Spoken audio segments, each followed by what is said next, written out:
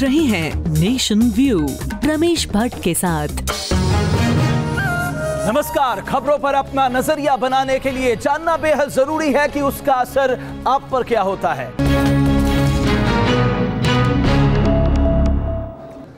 तो nation view में सबसे पहले आपको दिखाते हैं आगरा में बीजेपी विधायक की बहू की चेन छीने जाने के बाद एक वीडियो जो सामने आया है। उस वीडियो को देखकर आप समझ सकते हैं कि यहां बदमाश कितने बेखौफ हैं। देखिए कैसे बाइक सवार बदमाश ने खैरागढ़ से बीजेपी विधायक महेश गोयल की बहू की चेन छीन ली। मामला रकाबगंज थाने का है। बीजेपी विधायक की बहू कुछ खरीदारी कर रही थी। इसी दौरान बाइक सवार बदमाश उनकी चेन छीनकर भागकर फरार हो गया। अब जरा सोचिए कि उत्तर प्रदेश की कानून व्यवस्था किस कदर बदहाल है। योगी सरकार एक्शन में जरूर है, लेकिन उनकी ही पार्टी के विधायक की बहू वारदात का शिकार हो जाए तो इसे आप क्या कहेंगे।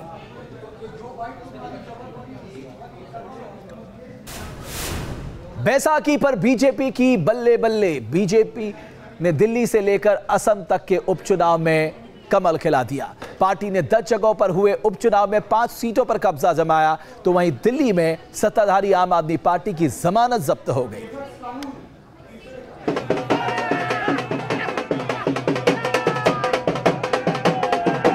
लोकसभा चुनाव जीता, महाराष्ट्र में जीत, हरियाणा में जीत, झारखंड में जीत, असम में जीत, यूपी में जीत और अब उपचुनाव में भी लहराया बीजेपी का परचम। तो बीजेपी फिर क्या उठी है, मोदी मोदी। प्रधानमंत्री नरेंद्र मोदी जी और अमित शाह जी के नेतृत्व में जो पूरे देश में भारतीय जनता पार्टी की लहर है, उसी की ये जीत है। 8 राज्यों में 10 विधानसभा की सीटों में एक बार फिर मोदी लहर साफ देखी जा सकती है। मध्य प्रदेश हो, राजस्थान हो, दिल्ली हो, असम हो और फिर हिमाचल, हर जगह बीजेपी ने बाजी मारी है। तो कर्नाटक और पश्चिम बंगाल में बीजेपी ने विपक्षी दलों को जबरदस्त टक्कर दी है। एमसीडी चुनाव से पहले दिल्ली की रजौरी गार्डन सीट पर हुए उपचुनाव में बीजेपी गठबंधन ने करीब 52% वोट हासिल किए। आम आदमी पार्टी की जमानत जब्त हो गई। पार्टी को सिर्फ 8.55% वोट मिले, तो कांग्रेस दूसरे नंबर पर रही। ये निगम का चुनाव का रिजल्ट है। निगम में भी बीजेपी 250 से ज्यादा सीटें जीतकर एक रिकॉर्ड कायम करेगी। हम लोग बहुत अपबीट हैं, क्योंकि कांग्रेस के प्रति लोगों की वापसी हुई है और एक धमाकेदार वापसी है और 2 वर्षों के अंदर 300% का ही वोट गेन होना छोटी बात नहीं है। हम लोग बहुत संतुष्ट हैं। हमने काफी कोशिश की थी बात करने की, लोगों को समझाने की, लेकिन नतीजों से समझ में आ रहा है कि लोग माने नहीं, लोगों में नाराजगी कम नहीं हुई। दिल्ली में बीजेपी जीती तो पश्चिम बंगाल में भी बीजेपी ने करीब 30% वोट हासिल कर सबको चौंका दिया। बीजेपी ने हिमाचल की भोरस सीट पर जीत दर्ज की। असम की धेमाजी सीट में भी बीजेपी ने किया कब्जा। राजस्थान की धौलपुर सीट भी बीजेपी के खाते में गई। मध्य प्रदेश की बांधवगढ़ सीट भी बीजेपी के हिस्से आई, जबकि पश्चिम बंगाल की कांठी दक्षिण सीट पर बीजेपी उम्मीदवार को 52,843 वोट मिले। खाली दिल्ली क्या, आज सारा देश ये जान रहा है कि भारत में नरेंद्र मोदी बहुत असाधारण, जिसे कहते हैं, तपस्या कर रहे हैं राजनीति में रहते हुए। असाधारण योग्यता का परिचय दे रहे हैं, असाधारण जज्बे से भारत के लिए काम कर रहे हैं और भारत के एक एक कोने को वो बहुत ऊंचाइयों तक ले जाना चाहते हैं। उपचुनाव की जीत से बीजेपी गदगद है। पार्टी को कामयाबी में मोदी इफेक्ट नजर आ रहा है। ऐसा लगता है जैसे लोकसभा चुनाव के बाद भी मोदी लहर प्रचंड है और मोदी के आगे सब फेल है। उत्तर प्रदेश में बड़ी जीत के बाद अब राज्यों के इन उपचुनाव में भी बीजेपी की बढ़त ने पार्टी को एक बार फिर तमाम विपक्षी पार्टियों से आगे कर दिया है। यहाँ तक कि बीजेपी इसको मोदी मैजिक का विस्तार मानती है, तो विपक्षी पार्टियां भी अब ईवीएम में गड़बड़ी से आगे की ओर कोई एक नई रणनीति के बारे में सोच रही होंगी, क्योंकि 2019 के चुनाव के लिए एनडीए के घटक दलों ने जहां मोदी के चेहरे को आगे कर चुनाव लड़ना तय किया है, वहीं विपक्षी खेमे में अभी सिर्फ गठबंधन की बात ही चल रही है। वीडियो जर्नलिस्ट सुभाष के साथ धीरेन्द्र पुंडीर, न्यूज नेशन, दिल्ली। तो आपको झटका लगा है बीजेपी की पौबारा है, कांग्रेस कह रही हमारा रिवाइवल हुआ है। बात उत्तर प्रदेश की। ताज संभालते ही कामकाज, धड़ाधड़ फैसले, कुछ सख्त कुछ जनता से जुड़े। योगी सरकार पूरे तौर पे एक्शन में है और एक के बाद एक फैसले से यूपी बदलने का दावा कर रही है। सबका साथ सबका विकास के नारे के साथ मुस्लिम लड़कियों के सामूहिक निकाह का फैसला लिया गया तो अब बीमारों के लिए मानो आईसीयू सड़क पे उतार दिया गया। हम लोग स्वयं की और सरकार के फिजूल खर्ची को रोक देंगे और प्रदेश में जहां कहीं चोरी होती थी उसको पूरी तरह बंद कर देंगे। यूपी को बदल देने का जुनून, ना सख्ती से परहेज, ना कोई लाग लपेट। यूपी के अग्निपथ पर बढ़ चले हैं सीएम योगी। ताज संभालते ही शुरू हो गया कामकाज, लिए जा रहे हैं ताबड़तोड़ फैसले। 50 से ज्यादा फैसले लेकर योगी यूपी में बदलाव की बयार बहाने की कोशिश कर रहे हैं। किसानों को कर्ज माफी दी गई, 24 घंटे बिजली का दावा किया गया और अब बीमारों के लिए नई एम्बुलेंस सेवा की सौगात दी गई। ALS यानी एडवांस लाइफ सपोर्ट एम्बुलेंस सेवा के नाम से अब यूपी सरकार पहले चरण में 150 एम्बुलेंस को प्रदेश के 75 जिलों में चलाएगी। सरकार का दावा है कि ये एम्बुलेंस आधुनिक उपकरणों से लैस होगी और अपने आप में ये चलती फिरती आईसीयू होगी। ALS सेवा के तहत हर जिले को 2-2 एम्बुलेंस दिया जाएगा तो एक निःशुल्क सेवा केवल गंभीर मरीजों को ही मिलेगी। ये सेवा हर मुख्यालय में मौजूद होगी।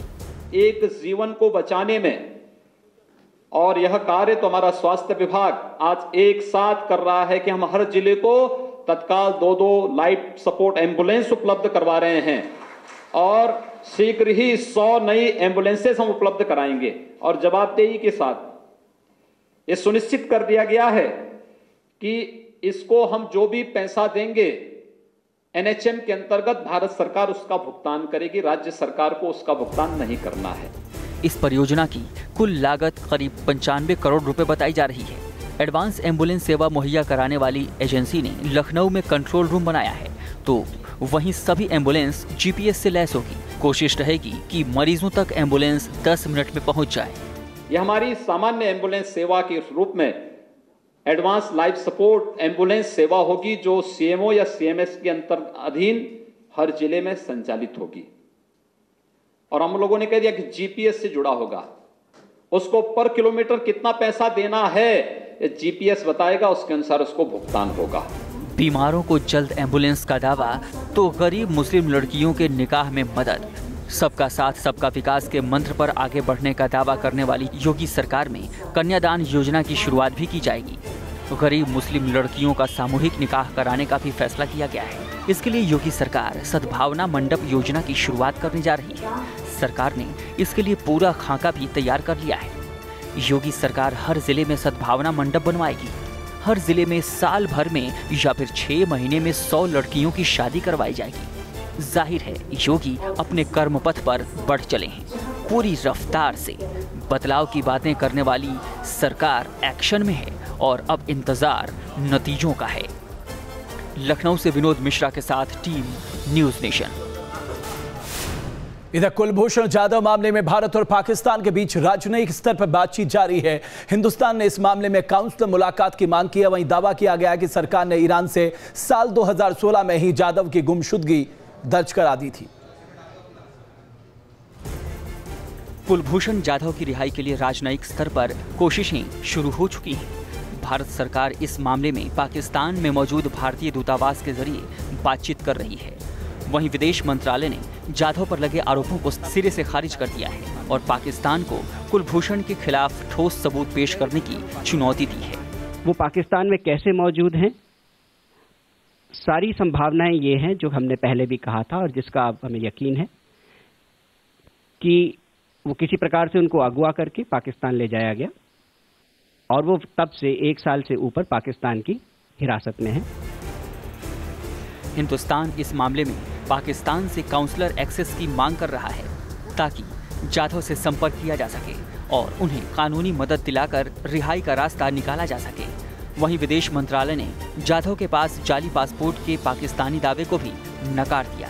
ये मानना बड़ा अजीब है। इस पे विश्वास नहीं किया जा सकता सहज कि कोई भी इस प्रकार का तथाकथित जासूस जो कि एक वरिष्ठ अधिकारी है तथाकथित तौर पर, वो अपनी जेब में एक जेन्युइन ओरिजिनल पासपोर्ट अपनी कंट्री का रख करके जासूसी के मिशन पर जाएगा। तो मुझे नहीं लगता कि इस प्रकार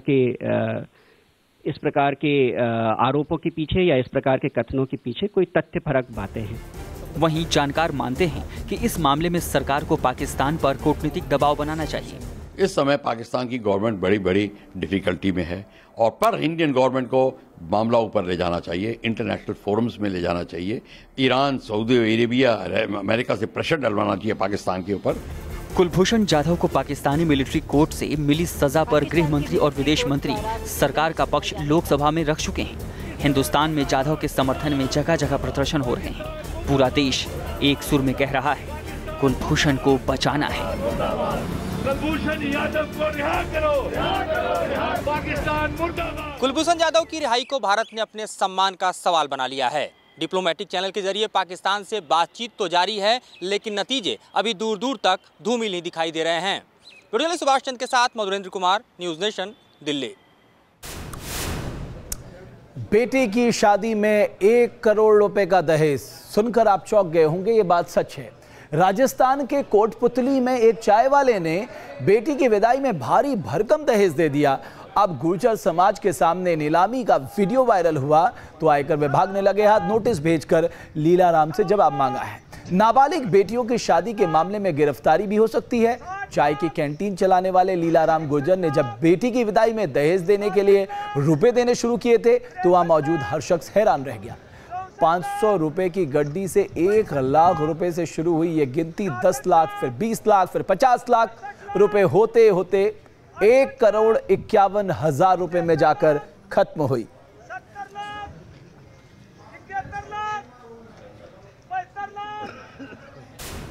खबर यूपी से। यूपी के मेरठ में पिछले 2 दिनों से सरेआम मारपीट और गुंडागर्दी की 2 तस्वीरों ने कानून व्यवस्था को लेकर सवाल खड़े कर दिए हैं और बदमाशों के हौसले बुलंद हैं।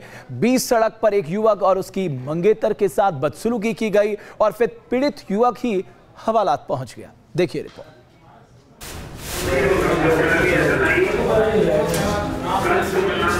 यूपी के मेरठ में 24 घंटे के अंदर मारपीट और गुंडागर्दी की इन 2 तस्वीरों ने जिला प्रशासन के सुरक्षा दावों पर सवालिया निशान खड़े कर दिए हैं।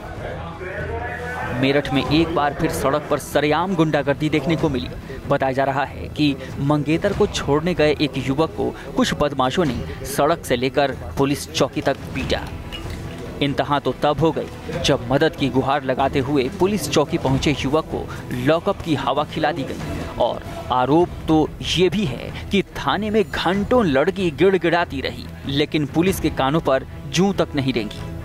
छेड़खानी करी, पहले बोला कि इनके साथ क्या बातें करती है, हमसे बात कर ले, इस टाइप की गंदी गंदी बातें करने लगे। फिर उसके बाद उन्होंने हाथ पकड़ा तो इस बात पे इनकी थोड़ी हाथापाई हो गई। पर वही था कि हम पढ़े लिखे लोग हैं, मैंने अवॉइड करा कि छोड़ो, ऐसी लड़ाई झगड़े का फायदा नहीं, रहने दो। पीड़ित युवक के मुताबिक कुछ बदमाशों ने पहले उसकी मंगेतर से छेड़छाड़ की और जब इसका विरोध किया तो मारपीट शुरू कर दी। उन्हें होने वाली बाइक को छोड़ रहा था वहाँ पे के ब्लॉक पे, वहाँ पे 2 लड़के खड़े थे पहले से और उन्होंने बदतमीजी करी, कह रही हम मेरे से बात कर रही थी, कह रही हमसे भी बात कर ले। उसके बाद में हमारी उनसे बात हुई, हाथापाई हुई, मैडम ने बचाव करवा लिया। मैं इसे छोड़ने गया, वापस जब आया उन्होंने फिर हम पे हमला बोल दिया 20-25 मिनट। मामला सामने आने के बाद मेरठ पुलिस के आला अधिकारी जांच की बात कर रहे हैं, लेकिन गुंडागर्दी क्यों चरम पर है इसका जवाब नहीं दे पा रहे। प्रथम दृष्टया जांच से जो भी प्रतीत होता है, इसमें जो दोषी लोग हैं उनके खिलाफ कार्रवाई की जा रही है और उस लड़की से तहरीर लेकर के हम उसमें कार्रवाई करते हैं। यदि पीड़ित के साथ नाइंसाफी हुई है तो निश्चित रूप में इसमें कार्रवाई की जाएगी। ठीक एक दिन पहले मेरठ में प्रेमी जोड़ों के साथ पिटाई की इन तस्वीरों ने भी सुरक्षा को लेकर बड़ा सवाल खड़ा किया था, लेकिन पुलिस अब तक ऐसे आपराधिक मामलों पर लगाम नहीं लगा पा रही। Abhishek Sharma, news nation, Meerut. और ये कहानी यही नहीं रुकती। उत्तर प्रदेश में योगी सरकार आने के बाद कानून व्यवस्था पटरी पर आने की बात कही जा रही थी, लेकिन मेरठ में अभी भी बदमाश पे इसका असर नहीं दिख रहा है। बदमाश सरेआम पिस्तौल लहराते हुए लोगों को धमका रहे हैं। ये तस्वीरों पे आप देख सकते हैं। तो कहाँ है कानून का डर? इन तस्वीरों को देखकर तो कम से कम ये लग नहीं रहा। कल से मोदी सरकार डिजिटल पेमेंट को और आसान बनाने जा रही है। महज अंगूठे की एक छाप से आप आधार पे के जरिए पेमेंट कर पाएंगे। देखिए रिपोर्ट। नोटबंदी के बाद से अगर आप अब तक डिजिटल पेमेंट से जूझ रहे हैं तो शुक्रवार से आपको एक और सुविधा मिलने जा रही है। लेकिन इस सुविधा का लाभ उठाने के लिए आपके पास आधार कार्ड होना जरूरी है। पहले सामान खरीदने के लिए आपको बड़ी मात्रा में कैश की जरूरत पड़ती थी। उसके बाद वक्त बदला, क्रेडिट कार्ड, डेबिट कार्ड का वक्त चला। लेकिन वक्त अब बिल्कुल बदल चुका है। अब आप अपनी उंगली से ही पेमेंट कर सकते हैं। जी हां, आधार पे के जरिए। केंद्र सरकार ने फैसला किया है कि 14 अप्रैल से पेट्रोल पंप हो या फिर रिटेल का आउटलेट, हर जगह आप आधार पे के जरिए पेमेंट कर पाएंगे। ये अपना फिंगरप्रिंट स्कैनर है। हाँ, ये फिंगरप्रिंट स्कैनर है। इसमें हम स्कैन करेंगे। डीजी ऐप के अंदर हमने अपना आधार कार्ड नंबर डालना है। आधार कार्ड डालने के बाद उसके अंदर अपना फ़ोन नंबर और किस बैंक से हमें अपना पेमेंट करना है, जैसे SBI है, ICICI है, वो अपना डाल के इसके अंदर, और जो भी वो अपना फिंगरप्रिंट अपना लगाना चाहे, क्योंकि ये पांचों के पांचों में से किसी में भी हम लगा सकते हैं। यहाँ पे फिंगरप्रिंट में हाँ जी, जैसे ही लगाएंगे वो अपने आप लिंक होके उनके पैसे से अकाउंट से डेबिट होके हमारे अकाउंट में क्रेडिट उसी टाइम हो जाएगा। उसी टाइम का भी पेमेंट, जितने का भी पेमेंट हो। अब आपको विस्तार से समझाते हैं कि आखिर आप कैसे आधार पे के जरिए अंगूठे से ही पेमेंट कर सकेंगे। मशीन आधार कार्ड से लिंक होगी।